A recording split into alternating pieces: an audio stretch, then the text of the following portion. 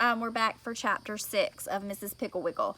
Chapter 6 is the Never Want to Go to Bedder's Cure. And remember, just to review, Chapter 5 was the radish cure, where the little girl did not want to take a bath. But her parents planted radish seeds because she didn't take a bath so long. She had dirt caked all over her, and so her parents actually could plant radish seeds in the creases of her forehead and in the backs of her hands and on her arms and legs. And when they plucked the radishes, they grew, and they plucked them, and it kind of hurt.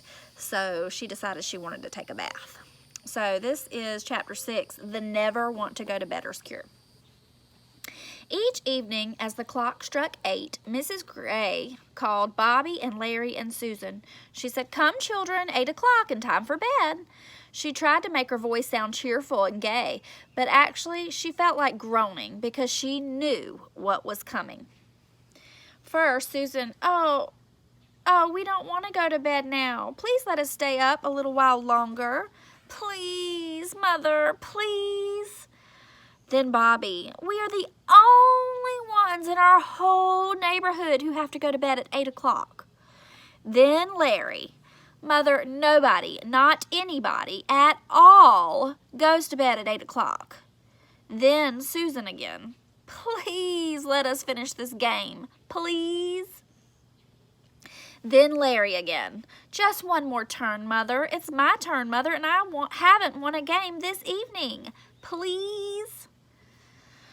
Mrs. Gray said, "Now, Bobby, Larry, and Susan, you know that if you want to grow up into fine young men and women, you must have plenty of sleep. I'm sure they teach you that in school." "We don't want to grow up. We just want to finish this game," Bobby wailed. And so, night after night, poor Mrs. Gray argued and pled and begged her children to go to bed, and by the time they had finished whining and complaining, it was usually almost 9 o'clock. Mrs. Gray was desperate. Finally, one day she called her friend, Mrs. Grassfeather. She said, "Hello, Mrs. Grassfeather. This is Mrs. Gray, and I would like to find out what time Catherine and Wilfred go to bed." Mrs. Grassfeather said, "Why, at 8 o'clock, Mrs. Gray, unless their Uncle Jasper comes for dinner, and then I usually let him stay up until 9:30 to hear Uncle Jasper tell about his experiences in the Boer War. That, of course, is strictly Mr. Grassfeather's idea." There's a bird on my pool deck. I'm going to show you if he doesn't fly away. Can y'all see him? He's right there. Oh, he just flew away. Oh, look, he's even closer. He's right there. Did y'all see him? Right there. I thought that was cool. Sorry. So she called Mrs. Grassfeather. Mrs. Gray said, "Do the children like to go to bed at 8 o'clock? Mrs. Grassfeather said, "Oh, they are very good about it because they know that if they whine and complain, I will not let them stay up the next time Uncle Jasper comes over, which is about 4 nights a week." So really, they just stay up till 9:30 every night. As the Grays had no Uncle Jasper, Mrs. Gray realized that Mrs. Grassfeather could be of no help, so she said goodbye and hung up the phone. Then she called Mrs. Gardenfield. "Hello, Mrs. Gardenfield. This is Mrs. Gray, and I called to see what time Worthington and Guinevere go to bed at night." Mrs. Gardenfield said, "Oh, they go to bed at any time after Daddy comes home. You see, Mrs. Gray, Mr. Gardenfield gets home at 4:30. We have dinner at 5:30, and the children, Mr. Gardenfield and I, all go to bed at 6:30. "6:30?" said Mrs. Gray, amazed. "My goodness, that is early." Miss Gardenfield said, "It's not early if you get up at 4:30 in the morning." Mrs. Gray said, "But who gets up at 4:30 in the morning?" "We do," said Mrs. Gardenfield, and she hung up the phone in a huff. She was mad. So Mrs. Gray thought, and suddenly she remembered that only yesterday Dick Thompson's mother had been telling her about a wonderful little woman named Mrs. Piggle-Wiggle. And so even though she had never seen Mrs. Piggle-Wiggle, she decided to call her on the telephone and asked her to help with her never want to go to bedders. She said to Mrs. Piggle-Wiggle, "I am Mrs. Gray, the mother of Bobby, Larry, and Susan." Mrs. Piggle-Wiggle said, "Oh, yes, of course. How are the children? I've not seen them since they returned from camp." Mrs. Gray said, "Mrs. Piggle-Wiggle, Bobby and Larry and Susan are very well and very cooperative up until about 8 o'clock at night, and then they turn into whiny, complaining little non-cooperators." Mrs. Piggle-Wiggle said, "Oh, yes, I see. They are never want to go to bedders, aren't they?" Mrs. Gray said, "How on earth did you know?" And Mrs. Piggle-Wiggle laughed and said, "Oh, that is one of the most commonest of the children's ailments. The moment you said they were good until 8 o'clock, I knew what the trouble was." Mrs. Gray said, Do you know anything to do for them? Like how to cure this hateful disease?" Mrs. Piggle-Wiggle said, "Oh, that's very simple. Beginning tonight, don't tell them to go to bed. Let them stay up as long as they want to. You and Mr. Gray go on to bed any time you are tired, but leave the children downstairs." Mrs. Gray said, "But their health. That will ruin their health." Mrs. Piggle-Wiggle said, "Oh, I do not believe that a day or so without sleep will harm them, and it will certainly cure them. It really is worth a try, Mrs. Gray, but if you have any trouble or the cure doesn't seem to be working, call me." Mrs. Gray said, "Oh, thank you very much, Mrs. Piggle-Wiggle. I will let you know tomorrow how we are getting along." That night at 8 o'clock, the clock struck, and Mrs. Gray continued to mend socks and said nothing about bed. And Mr. Gray changed the radio, and Bobby and Larry and Susan played Parcheesi. At 9 o'clock, the clock struck again, and Mrs. Gray put down the socks and took up a woman's magazine. Mr. Gray changed the radio, and Bobby and Larry and Susan continued to play Parcheesi. When 10 o'clock struck, Mrs. Gray yawned and put down the magazine. Mr. Gray snapped off the radio, and Larry and Susan and Bobby began another game of Parcheesi. At 10:30, Mr. and Mrs. Gray went upstairs to bed and left the children playing Parcheesi. At 12 o'clock, Mrs. Gray awoke and at first thought there were burglars in the house. Then she remembered the never-want-to-go-to-bedders, so she tiptoed down the stairs, and there were Bobby, Larry, and Susan playing Parcheesi on the living room rug. The next morning, the children slept until 11:30. About 9 o'clock, Dick Thompson's mother stopped by to take them to the beach, but Mrs. Gray told her they were all still asleep. When the children finally got up, they were so cross and quarrelsome.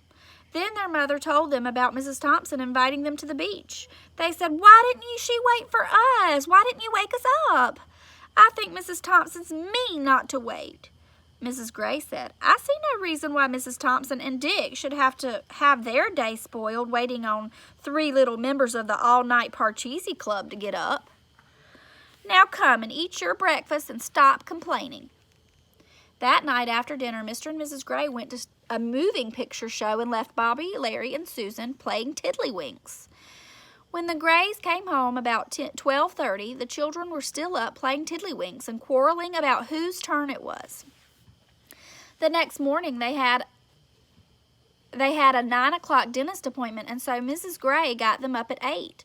Susan was so sleepy she could not eat her mush, and Larry yawned so much he choked on his egg and had to be turned upside down and shaken by his legs. Bobby just sat and rubbed his eyes the whole time.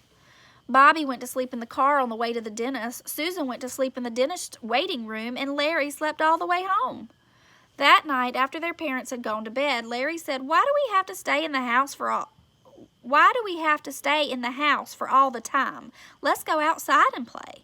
So they went outside and put on their roller skates and began skating up and down on the dark streets. Mrs. Milgram, who lived on the corner, came out on her front porch in her bathrobe and yelled, "For heaven's sakes, don't you children know that it is almost midnight? What on earth are you doing up at this hour?" Larry said, "We don't have to go to bed anymore. We just stay up late every night." Mrs. Milgram said, "Well, stay up late some other place else, and be quiet." She went into the house and slammed the door. So the children took off their skates and tiptoed back into the house. They got out the Parcheesi board, but Susan said it was her turn for the pinks. And Larry said, "I happen to beg your pardon, but it is my turn." Susan said, "You had the pinks yesterday, and Bobby had them the day before, and it's my turn tonight." And she began to cry.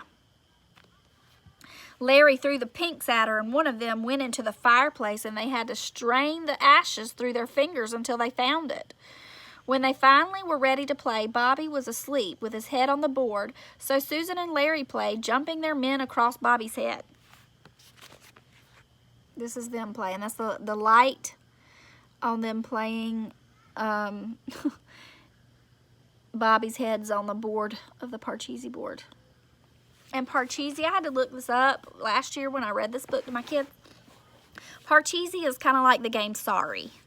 It's just an old-fashioned version of the game Sorry. And Tiddlywinks, I looked that up too, and I can't remember what it was. Might want to look it up and see what it is. Bobby was asleep with his head on the board, so Susan and Larry played, jumping their men across Bobby's head until Susan, too, fell asleep right in the middle of her turn.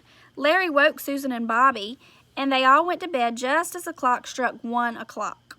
The next day, there was a matinee at the neighborhood theater, and Mrs. Gray said they could go. It was a wonderful picture with Indians and cowboys and pioneers, and the children were very excited.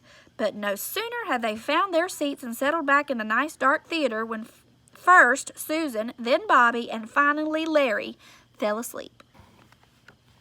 They slept peacefully through the Indian picture, a Mickey Mouse cartoon, and a newsreel. When the show was over, all of the children went home to dinner, but Larry and Susan and Bobby slept on. Susan was the first to wake up. She sat up and rubbed her eyes. Where was she? Why was it so dark? Oh, how stiff and cramped she was. She poked Larry and Bobby until they too awoke. They were frightened when they realized that they were still in the theater, now dark and empty except for 2 rats nibbling popcorn in the front row. Susan began to cry. Everybody's gone and left us, and we'll have to stay in here until we die, she bawled.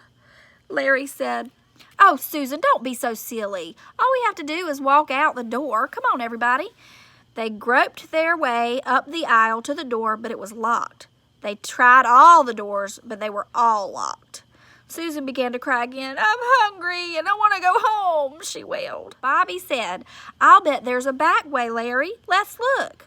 They felt their way back down the aisle again and climbed up on the stage. Then suddenly they heard the front door open. A flashlight's bold eye blinked in the darkness, and a voice said, Hey, what's going on here? What are you kids doing? It was Mr. Murphy, the janitor, and the children were so glad to see him that they ran and clung to his legs and all talked at once. Oh, Mr. Murphy, we were locked in. We must have fallen asleep in the picture. What time is it? Will you let us out? Mr. Murphy laughed at them, let them out the front door, and then drove them home. Mother and Daddy were in the living room playing bridge, and with the Andersons, and seemed not at all surprised to see the children. Mrs. Gray said, There's bread and milk on the kitchen table. Please put everything away when you finish, and went on with her game. The children ambled out the kitchen, but they were too tired to eat, so they went upstairs and flung themselves across their beds. After they had rested for a while, Larry suggested that they play burglar. They turned off all the upstairs lights and crept around behind doors and under beds and had a fine scary time until Larry pushed Bobby down the clothes chute and Bobby stuck and Susan screamed and Daddy came upstairs and yanked Bobby out, spanked them all, and sent them to their rooms. It's getting really dark out here, so it's hard to read, sorry. Susan and Bobby got right into bed and went to sleep, but Larry stayed awake until the guests had gone home and their mother and Daddy had gone to bed. Then he pinched Bobby awake, and they both sneaked into Susan's room and pulled off her covers. Larry said, Let's go downstairs and see if there are any sandwiches or cookies left. Susan was very sleepy, but she said, all right.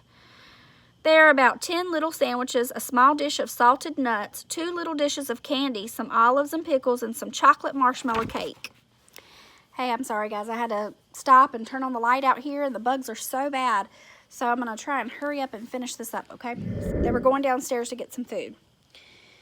They felt very lively after that, so they sat down at the bridge table and began playing slapjack.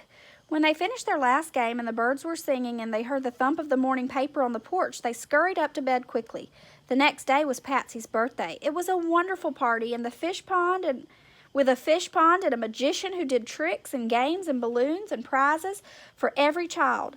But Larry and Bobby and Susan did not enjoy it at all. Susan had such big black circles under her eyes that Patsy's mother thought she was sick and would not let her have any refreshments. Bobby was so sleepy he fell asleep just as the magician pulled a rabbit from under his chair, and the magician thought Bobby was so rude he gave the rabbit to Hubert Prentice. Larry fell asleep right at the table. He laid his cheeks on his ice cream, closed his eyes, and dreamed he was in the North Pole.